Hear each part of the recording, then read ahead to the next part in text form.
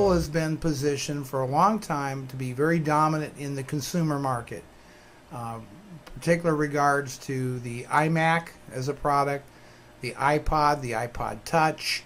All these products are very much consumer driven products. Now, the iPhone was certainly a game changer for Apple in the enterprise. Now, look, they've made enterprise and business products for a number of years.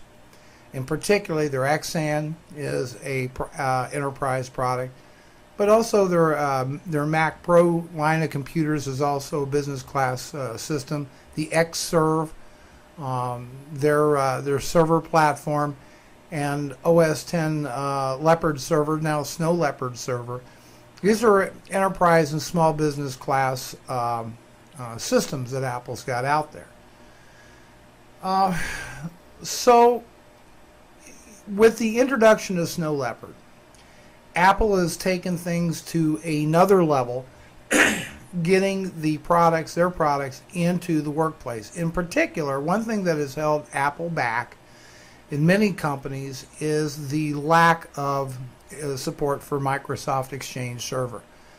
So many companies use and depend on Exchange and Outlook every day for communications, for their email, for their calendaring, for their group scheduling, for meetings, all these tools, and they've been pretty well absent in the Mac platform. Now, Microsoft does include an email client with their Office suite for the Mac called Entourage, and it's probably not been that well received with the public.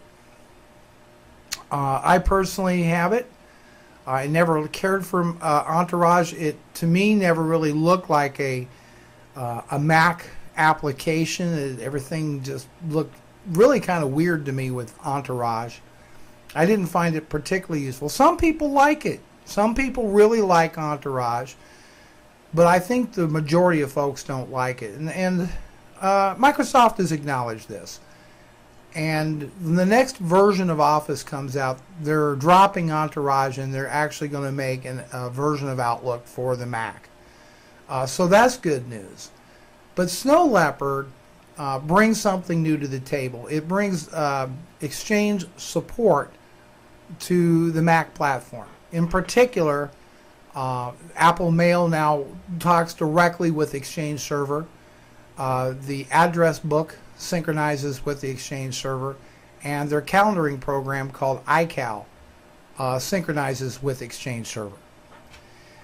So this allows a worker using a Mac to take quite a bit of advantage of all the things that you can do with Outlook. You can schedule tasks, your notes, your email. You can schedule and create and edit meetings with the iCal application. It works a little bit differently, obviously, than Outlook, but that's a Mac thing. It's a personal preference. But it's very, very useful, and I'm using it every day on this machine right here.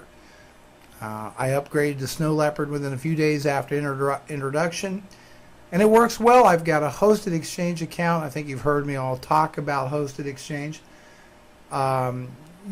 Tech Geek, exactly. It works with address book. I thought I mentioned that before.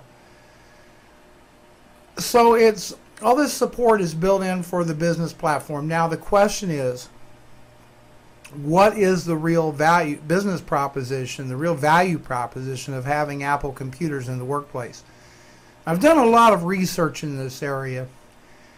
And a good place to get started is at Apple, for example. They publish different studies on companies using Macs in the workplace. And for many, many years, Mac has been the king for example, in publishing companies and in media and in companies that do graphic arts and that sort of thing. That's where Mac has typically had a dominant market share. You really don't go to a lawyer's office or a doctor's office in offices or hospitals or banks and see a bunch of Macs sitting around. You don't see that. And there's been some reasons for that. But there's been some real game changers, and I think it really goes back to a couple events. Number one, when Apple decided to go with the Intel platform. That was, I think, the first shot across the bow to get into the workplace. And then secondly, the introduction of the iPhone. The iPhone is really, well, the iPod, let's start, I actually should say it was the iPod. iPod created awareness of Apple and its products. And there's a thing called, that Apple referred to as the halo effect. Okay? And the halo effect basically is you have all these hundreds of thousands and millions of people using iPods. Hey, I love this thing. What else does Apple make that I might like? And that got people into Apple stores and got them and online with Apple and got them used to seeing Apple products. And so now, when the iPhone comes out, people, snatched up. It became the fastest selling smartphone in history when it was introduced. And Apple has sold something like 40 million of them to date. So there's a lot of iPhones out there. And so people naturally wanted to use their iPhone at work, and CIOs, so that's the Chief Information Officer of Fortune 1000 companies, said absolutely not. You're not bringing Apple products into the shop. We're not going to support them. Yada, yada.